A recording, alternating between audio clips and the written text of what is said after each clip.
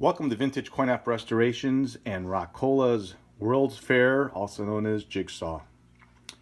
Well, we just got our chrome back, and we are bench testing this machine before we put it in its cabinet. This machine's been completely restored, and it's probably one of the nicest puzzles I have ever come across. And reason being, these were made out of tin, and as we know, tin just rusts. And depending if the glass was on the cabinet and it was in a nice climate-controlled space, it survived, and that's exactly what this one did. It is truly a beautiful survivor. Though we did have all the metal replated, our play field has been clear-coated, and what you're seeing here is all original after it's been cleaned up graphics. We have one weak spot right there in the corner, which we will paint and fill that in, so this thing will almost be completely flawless.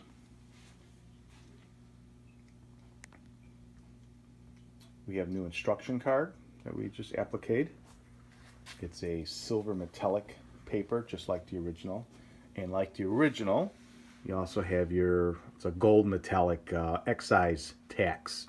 And it's in gold as the World Series, the baseball game version, and the other ones are always silver. Why this was gold, I couldn't tell you, but we're just trying to stay as original as possible. We have a chrome-plated shooter assembly. Like I said, it's on our bench right now, so we just kind of want to go exactly, well, how does this thing work? Well, we're going to act like a coin mech, and we are going to clear the game, just like someone were to put a coin in. So when you push your money in, all the puzzle pieces line straight up. And the object of the game is to play the game, nudge it, and do whatever you can so that you can get it up in one of these. Now, if it goes in one of these, the ball travels through the circle here, and it will knock all, 1, 2, 3, 4, it will knock them all down and come down here at the bottom.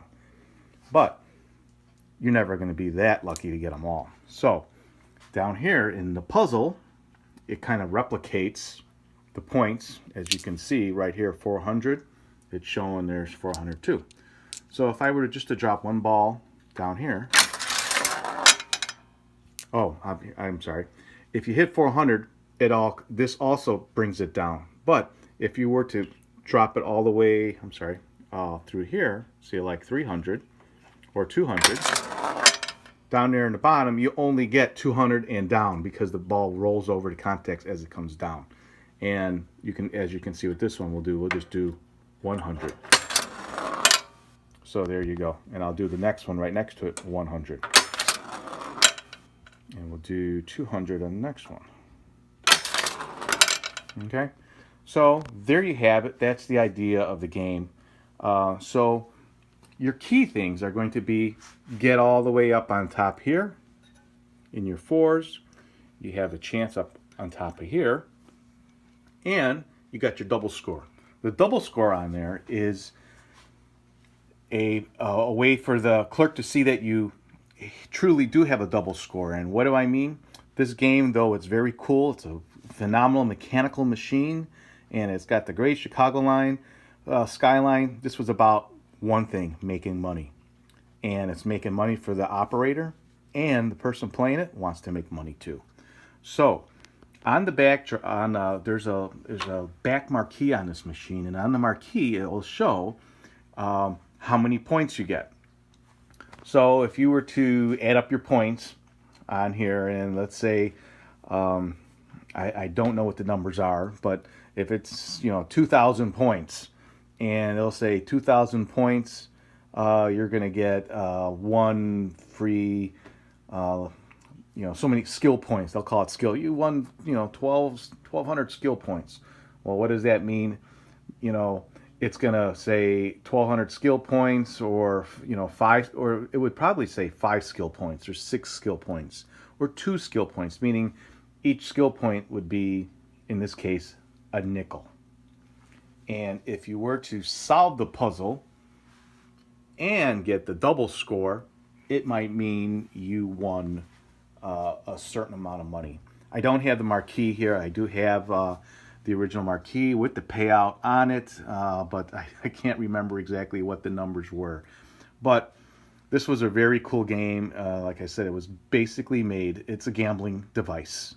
All pinball machines is exactly what they were doing.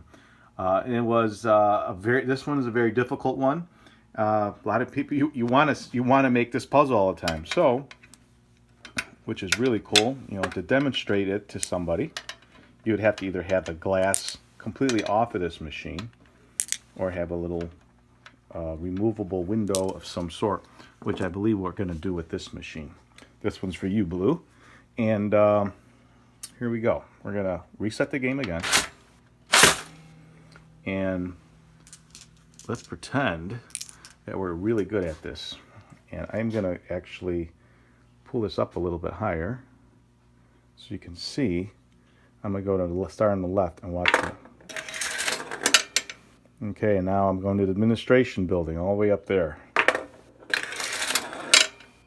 And then we're going to do the next one. Let me zoom in close. It's just a cool mechanism. And exactly how is it working? I'm going to take a quick look down here.